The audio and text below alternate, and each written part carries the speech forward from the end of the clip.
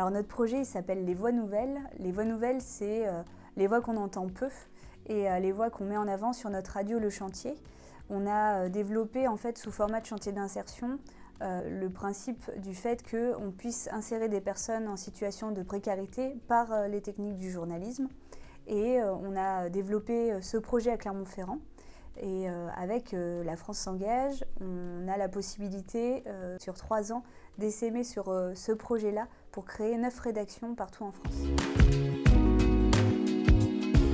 La motivation pour le projet d'essaimage, d'essaimer le principe d'insertion par la radio, en fait, c'était de voir que ça fonctionnait à Clermont-Ferrand et de se dire qu'on pouvait le faire ailleurs et que ça pouvait aussi fonctionner. L'idée, c'est de démultiplier l'impact qu'on peut avoir et de créer 230 emplois d'ici 2024.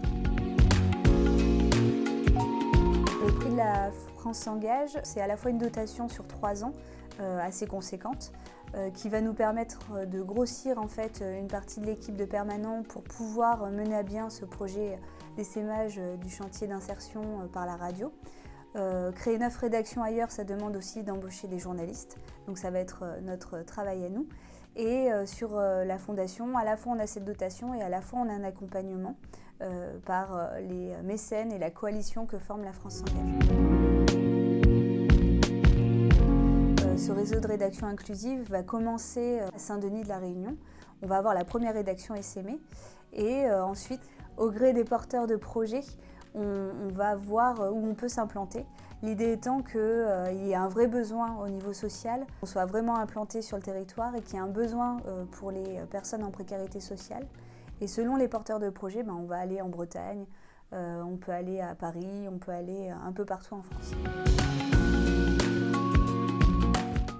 Alors le rêve ultime, ça serait que notre radio, Le Chantier, qui réunira toutes ces rédactions inclusives, puisse avoir vraiment une voix et être une autre voix par rapport aux radios du service public, aux radios commerciales, aux radios associatives, mais qu'on identifie bien ce qu'est une radio d'insertion et des rédactions inclusives. Et le rêve, ça serait qu'on ait de plus en plus d'auditeurs et que cette radio soit écoutée partout dans le monde. Et puis qu'il y ait des aspirations pour développer des chantiers d'insertion ailleurs qu'en France aussi.